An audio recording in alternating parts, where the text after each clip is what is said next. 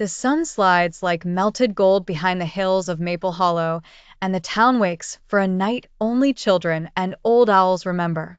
Street lamps flick on one by one, and their light spills across cobblestones like warm tea. In a narrow lane, where paint peels from shutters and ivy clings to brick, a small blue house breathes a soft, steady light from its attic window.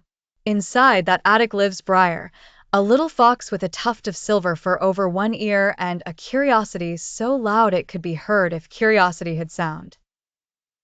Briar spends his days collecting things: glass marbles that glitter like distant planets, torn maps with excess pressed into impossible places, and once, an old brass lantern whose glass had clouded with time.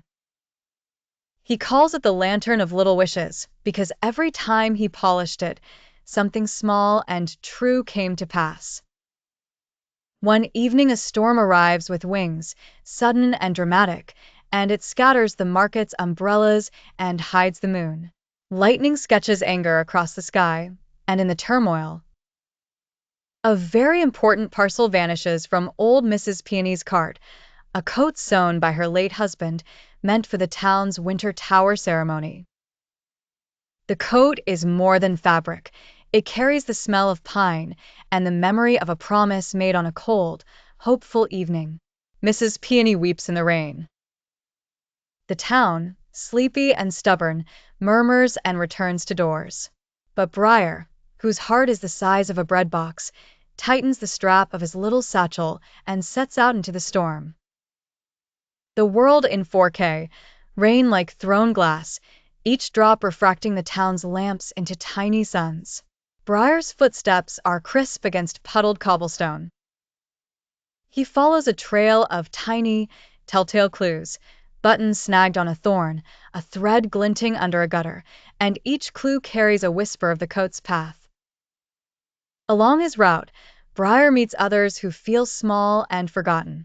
There's Juno, the railway sparrow whose wing was nicked by a passing train, and so she lives on a telegraph wire, singing messages nobody answers. There's Tom, a retired clockmaker who has all the clocks but cannot remember the sound of laughter. Each character bears a small want: warmth, company, a reason to keep going. Briar's lantern, when he shakes it, does not blaze or speak. Instead it sings with light the way a memory hums. The glow reveals not roads, but reasons, a map of kindness, lines connecting where small acts might lead.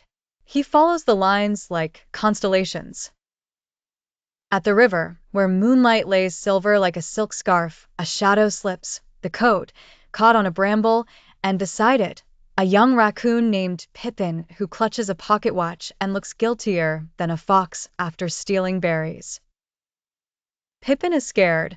He thought the coat would sell enough to buy medicine for his sick sister.